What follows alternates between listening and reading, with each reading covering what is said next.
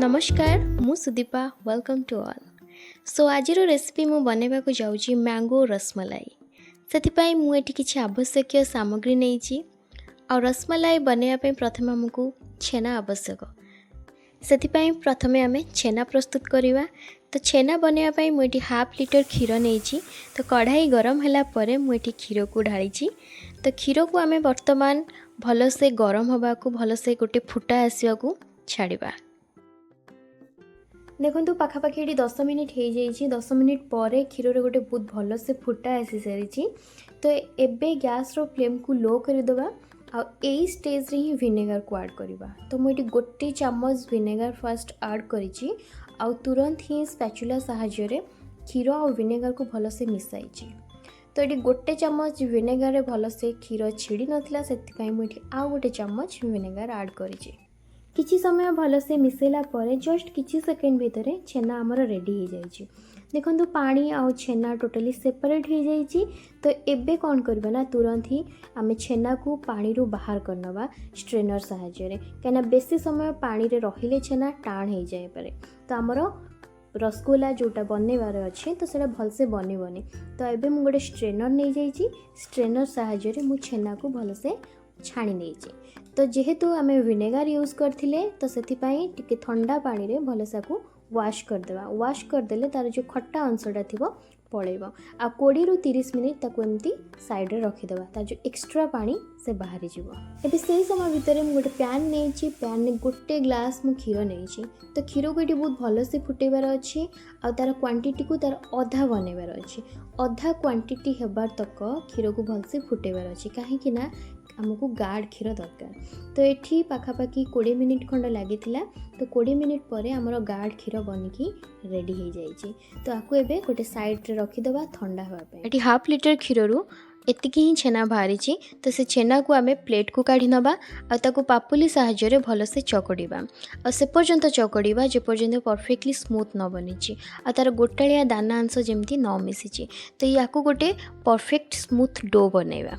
तो से मत 15 रु 20 मिनिट समय लगी। तो 15 रु 20 मिनिट समय भितर ये परफेक्टली गोटे स्मूथ डो बनी जाता।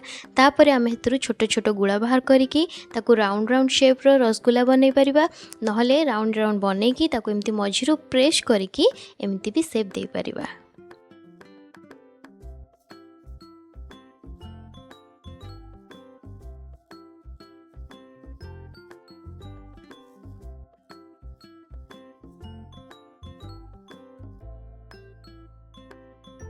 एबे चलते जीवा नेक्स्ट प्रोसेस को।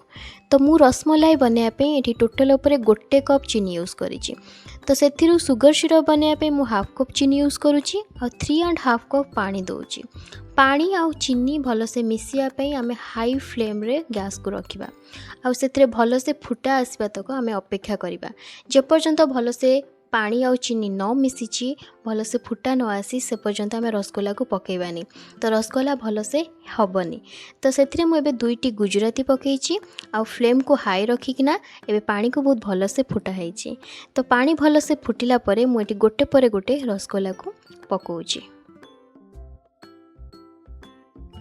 तो रसगोला सब पकई सारा परे प्रथम 10 मिनिट ताको एमती हाई फ्लेम रे भल से फुटेबा और बिना कवर रे फुटेबा। और स्पैचुला सहाय्य रे रसगोला रे टच न करिकी आमे शुगर सिरप को ता ऊपर पकेबा। और 10 मिनिट परे ताको आमे कवर करदबा लो मीडियम रे रखिबा। आउ सही समय भितर जेहेतु हमको मैंगो रसमलाई बनैबार अच्छी गोटे बड़ साइज रो मैंगोर हाफ पल्प नहीं।